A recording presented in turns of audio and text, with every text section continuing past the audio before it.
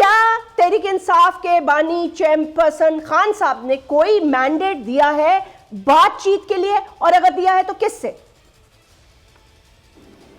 Thank you jasmine, बहुत मेहरबानी आपकी। देखिए ये बहुत ज़्यादा कुछ दिनों में एक मीडिया हाइप क्रिएट हुई थी कि जी कोई मुज़ाकरात हो रहे हैं, या ये कि पीटीआई बहुत ईगर है मुज़ाकरात करने के ऊपर। फिर वो जनरल लोधी साहब का भी उन्होंने भी एक इनिशिएटिव लिया है, उसको भी हमारे खाते में डाल दिया गया था, और भी बहुत कुछ हुआ था। एक फ्रेंजीड किस्म की हाइप थी।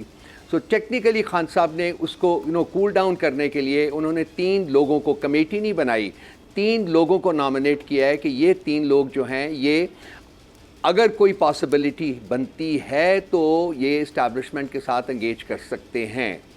This is one part of the story. Second is कि जी हम हमेशा से 1.5 साल पहले अगर आपको याद है तो खान साहब ने उस वक्त एक थी कि हम इस्टेब्लिशमेंट के साथ बातचीत के लिए विलिंग हैं, और उन्होंने उस वक्त एक कमेटी तश्कील दी थी। अब वो पुरानी बात हो गई है। सो circumstances and developments have superseded that, has overtaken that. तो अब ये 3 लोग हैं। अब क्या मुज़ाकरात हमने करने हो रहे हैं? नहीं। क्या कोई हमें कोई पॉसिबिलिटी नज़र आती है? नहीं। अब मुज़ाकरात अगर होते हैं तो किन बातों के ऊपर होना है? एक चीज़ एलिमिनेट कर दूं, कोई डील नहीं होगी किसी सूरत में। Under no circumstances will we strike a deal.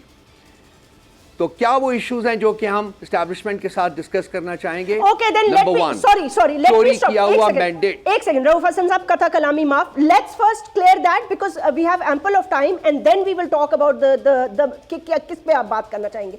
आप कह रहे हैं there will be no deal. I mean, like, who's even offering you a deal, and what do you mean by deal? I mean, what is a deal?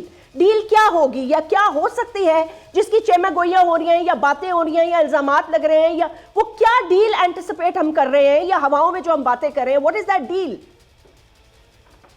देखिए, इस मुल्क में circumstances हमेशा से ऐसे ही रहे हैं कि prime ministers are kicked out and prime ministers are kicked in. ये एक डील के तहत होते हैं। पिछले अब 20, 25, 30 साल की पॉलिटिकल हिस्ट्री जो है उसके ऊपर नज़र दौड़ाए तो आपको ये सब कुछ पता चल जाएगा। वो उनको जब किक आउट किया जाता है तो वो माफ़ी मांगते हैं और उनको किसी ना किसी जगह लंदन भेजते हैं या सऊदी अरेबिया भेजते हैं या कहीं और भेजते हैं, और उसके बाद वो फिर अपनी जो एंगेजमेंट है उनके साथ दोबारा इस्टेब्लिश करते हैं, और वो फिर उनको 2, 2.5, 3 साल के बाद दोबारा किक इन किया जाता है। क्यों? इस्टेब्लिशमेंट की जो इंटरफेरेंस है पॉलिटिक्स में, वो एक कंसिस्टेंट फीचर रही है पिछले 76 सालों में। सब्सक्राइब करें और बेल दबाएं ताकि कोई खबर रह न जाए।